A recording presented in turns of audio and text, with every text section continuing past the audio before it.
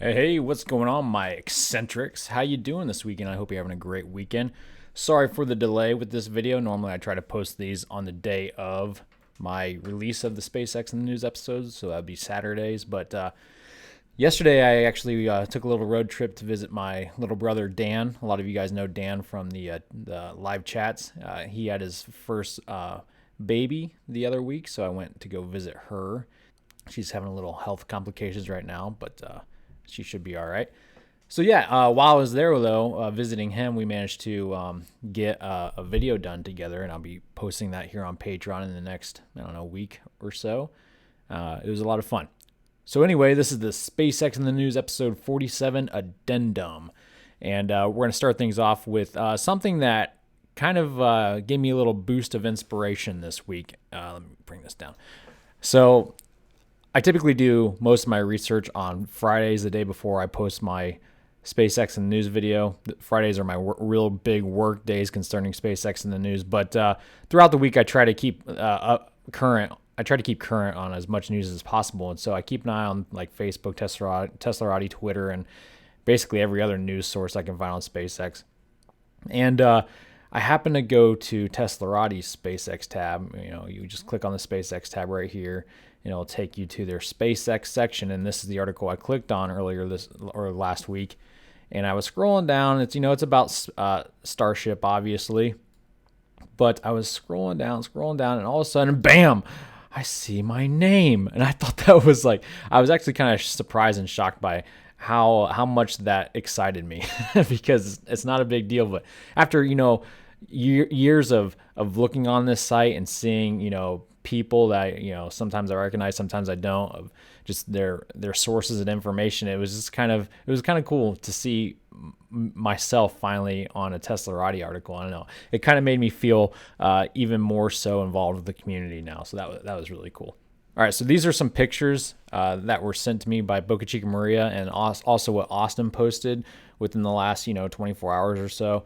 And I just kind of want to go through them with you so we can kind of analyze Starship and what exactly is happening with the site and the vehicle right now. So this one, Maria Pointer just sent me, I think late last night. And you can see here, and this might not be anything totally new, but it's nothing I discussed yet. They have cut these paneling sections, and that is to make room for the nose cone that they've had so much trouble fitting on top of the Starship upper hull section. You can see it looks like they're taping off a section. Maybe they're going to be cutting that out to, I don't know, place some sort of pipage or electronics or thruster, I don't know. Or maybe it's the start to the canard, not really sure. This is the new ring section they just installed. I think this is the one I showed video of from Lab Padre in the time lapse, and this is Austin Bernard's photo. And you can see the little manhole that has been pre-cut into it, and that's where I think that's where an umbilical is going to be going for fuel, but don't quote me on that. Here's another further out, zoomed out picture, and it includes the windbreaking structure, which has even more paneling now. It just had this paneling right here during my last video. Now it has this little half section, or I don't know, a third section, and then a whole nother section as well. So, man, they're coming along fast on that thing. Just in time for hurricane season, I guess. Here's a different angle from it. This one is Austin's, this one's Maria's. Okay. And here's a later picture that Austin put up, and it looks like they're putting even another ring section. And I'm pretty sure this is the last one. All right, if I had any money, I would put it on this is the last ring section that will go up. We'll see. I could always be wrong. I would hate to make any absolute statements and then have to backtrack. So that's cool. It's coming right along. Now, this I mentioned back when I took my visit to Boca Chica. You might recognize these concrete foundation slabs. Now, these were barren, and there were 3 of them right back here. This is on the very far side, on the back side along obviously the Starship site. And when I visited, and Maria took me on a perimeter tour, if you remember, I shot video of these, and again, they were empty, but they have recently started putting these jigs up. And, I think it's a good educated guess to say that these are, the foundation structures where they're going to build Super Heavy. And they'll use all three of them to build Super Heavy, different sections of Super Heavy at the same time. That would be my best educated guess. And it makes sense too, because look how much taller. Let me transition really quick back to me. Look how much taller Super Heavy is. That because this Lego model I built is, and my brother built, is to scale. Super Heavy is so much taller than Starship, so they're gonna need more jigs. Okay.